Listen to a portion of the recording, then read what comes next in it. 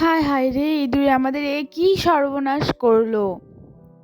So hello everyone, কেমন আছো তোমরা সবাই? আশা করি অনেক ভালো আছো। তোমাদের ভালোবাসায় আমিও অনেক ভালো আছি। কিন্তু আমাদের বাড়িঘরের অবস্থা একদমই ভালো নেই। কেননা ইঁদুরে আমাদের ঘরবাড়ির অবস্থা খুবই বাজে অবস্থা করে ফেলেছে। তোমরাই দেখো, এখানটা আমার শাশুড়ি সব ধানগুলো, সেদ্ধ ধান ভালো করে শুকিয়ে এখানে আমরা রেখেছিলাম ভাঙাতে নিয়ে যাওয়ার জন্য। কিন্তু কোনো কারণে ভাঙাতে যাওয়া হয়নি। তো যাবো করে আর হয়নি। আজকে আমার শাশুড়ি বলছে আজকে ভাঙিয়েই ছাড়বো। আর এই যে দেখো, ধানগুলো সব এখানে রেখে দিয়েছিল। আর একটা একটা করে বস্তা বের করে আর দেখে যে কত ধান ইঁদুরে কেটে দিয়েছে। প্রায় 20-30 কেজির মতন ধান এখানে নষ্ট করে ফেলেছে, চিটে বের করে ফেলেছে ভেতরের ধানগুলো খেয়ে। তো এত খারাপ একটা অবস্থা, কি আর বলবো। তো আমার শাশুড়ি আজকে তো খুবই রেগে গেছে, সব ধানগুলো রাগ করে বলেছে আমি আজকে সব মেলে দিয়ে দেবো। আর আমি এদিকে একে একে সব তুলে দিচ্ছিলাম ধানগুলো, এরপর ছাদে নিয়ে গিয়ে সব ভালোভাবে মেলে দিয়ে দেবো। ছাদেই সব নিয়ে যাচ্ছে। আর আমাদের ছাদে যেহেতু সারাদিন রোদ থাকে, সেই কারণে অতটা সমস্যা হয় না। সবাই আসে আমাদের ছাদে ধান রোদে দিতে। তো আমাদের তো আরও অসুবিধা হয় না, কারোর বাড়ি যেতে হয় না। আর এই যে দেখো, আমরা ধান নিয়ে সব ছাদে চলে এসেছি।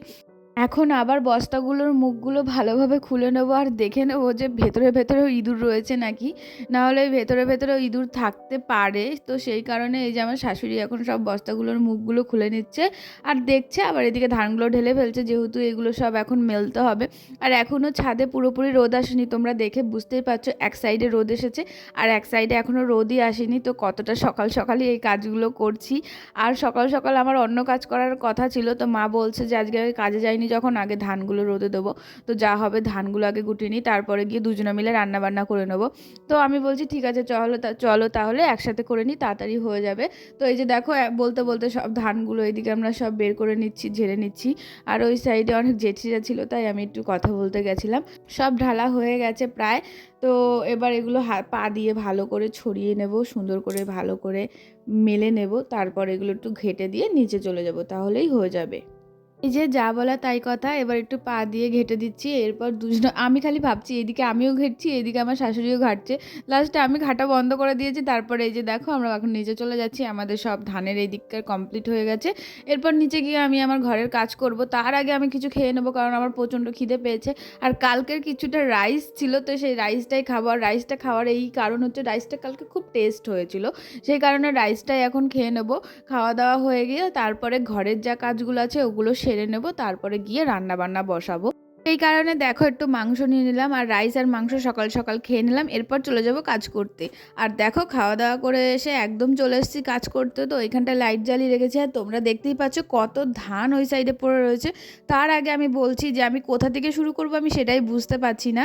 সেই কারণে আগে বস্তাগুলো ভালো করে গুটিয়ে নিলাম। আর এখানে যা যা আবর্জনা ছিল, মানে বস্তা ছিল, কিছু বোতল ছিল, সেগুলো একটা ব্যাগের মধ্যে ভালো করে ভরে নিলাম, না যেন কোনো অসুবিধা না হয়।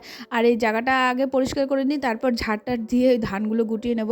আমার শাশুড়ি বলছে ধানগুলো গুটিয়ে একটা গামলায় ভরে দেবো, আমি যে কটা ঝাড়া ঝেড়ে নেব। আর না হলে উনানে জাল দিয়ে দেবো, তো চিটা ভালোই জ্বলে উনানে, সেই কারণে।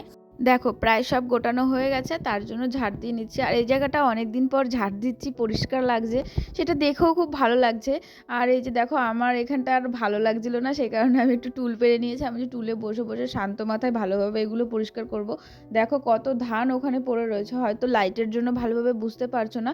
এই তো গামলায় তুললে তাহলেই বুঝতে পারবে যে এখানে কতগুলো ধান রয়েছে।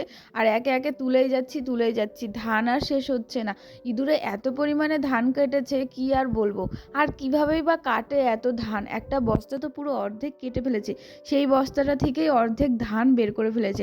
আর বস্তাগুলো অতটা কাটেনি, কেননা ওটা মানে পেছনে ছিল, সেই কারণে ওই বস্তাটা বেশি করে কেটেছে। আর দেখো, ধান তুলতেই রয়েছি, ধান আর শেষ হচ্ছে না, এত পরিমাণে ধান খেয়ে নিয়েছে, ধানগুলো এই করে ফেলেছে। তারপর আমার শাশুড়ি এসে ওখানে ঘর মুছছিল। তো তার জন্য আমি বলছিলাম কি যে তোমাকে মুছতে হবে না, আমি মুছে দিচ্ছি।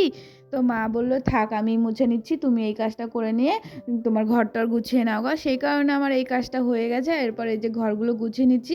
আর যেহেতু আগের দিন গেছিলাম সরস্বতী পুজোর আড়নে, তো সব শাড়ি টাড়ি বাইরেই রেখে দিয়েছিলাম। তারপরে অন্নপ্রাশনের নিমন্ত্রণও ছিল, সেগুলো সব বাইরেই রেখে দিয়েছিলাম।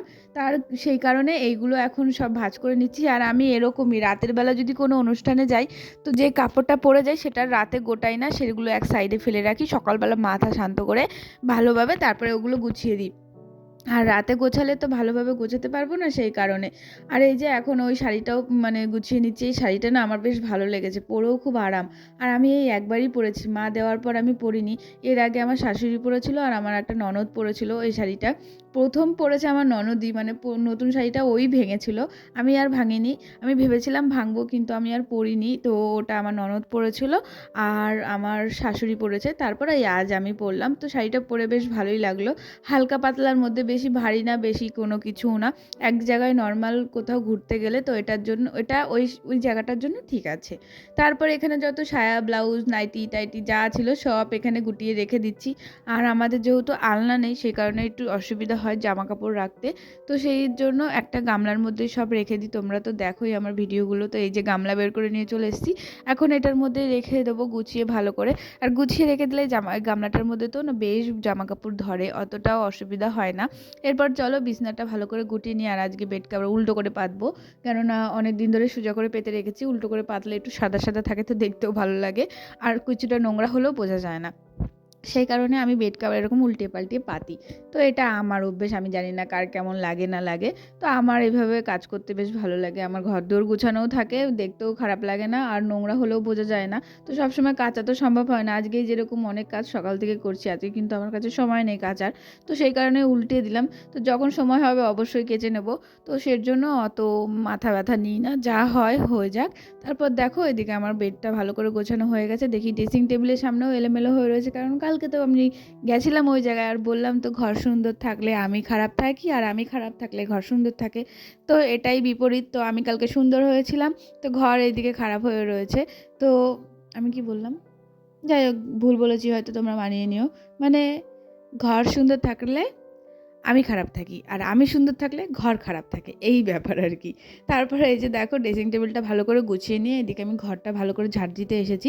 ঘরের মধ্যে যে আমার কোথা থেকে এত বালি আসে আমি বুঝতে পারি না। আমার মনে হয় মাদুরগুলো যে আমি পাতি না, ওই মাদুরগুলোর মধ্যে ধুলো জমে যায়, সেই কারণেই এত বালি হয়ে যায় ঘর ঘর। তারপরে এই আর ঘরে বালি হওয়ার কারণও আছে, কেননা আমাদের উঠোনে বালি মাটি, তো পায়ে পায়ে করে ওই ঘরে চলে আসে, এছাড়া আর কিছুই না। আর আমার পায়ে পায়ে আসে কি না আমি জানি না। তো সবার পায়ে পায়ে আসে, ঘরে সবাই তো আসে, তো ওদের পায়ে পায়েও আসে, এইখানটাতেই মোছে।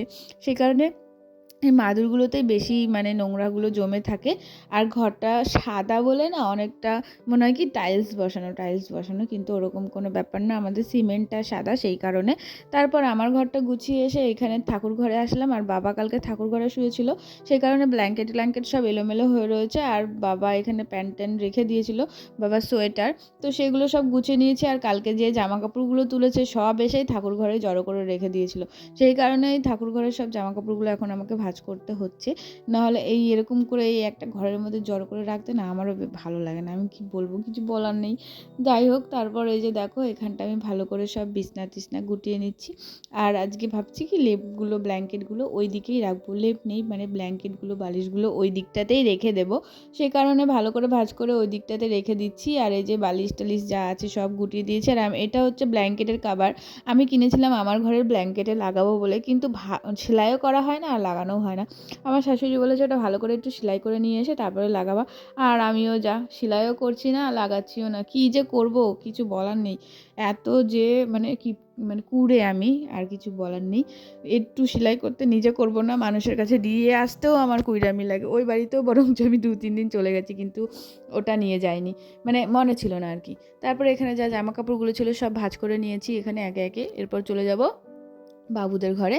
তো বাবুদের ঘরে গিয়ে ভালো করে ঘরের বিছনাটা গোটাবো। তার আগে আমি এই ঘরটা একটু ঝাড় দিয়ে নিই, কারণ সব এরকম করে একটা ঘর গুছাই আর ওই ঘরটা ঝাড় দিয়ে এসে বাইরে নোংরাগুলো জড়ো করি। এরকম করে করেই কাজ করি, করে তারপর লাস্টে গিয়ে সব নোংরা একবারে গিয়ে ঝাড় দিয়ে পরিষ্কার করে ফেলি আমি। তো এই যে দেখো ঠাকুর ঘরটাও ঝাড় দিয়ে একবার বেরিয়ে চলে আসলাম। এরপর ওই বাবাদের ঘরটাও বিছনা গুটিয়েছি, তার আগে আমি এখানটা ঝাড় দিয়েই নিয়েছি, কারণ ওটা তো রান্নাঘর।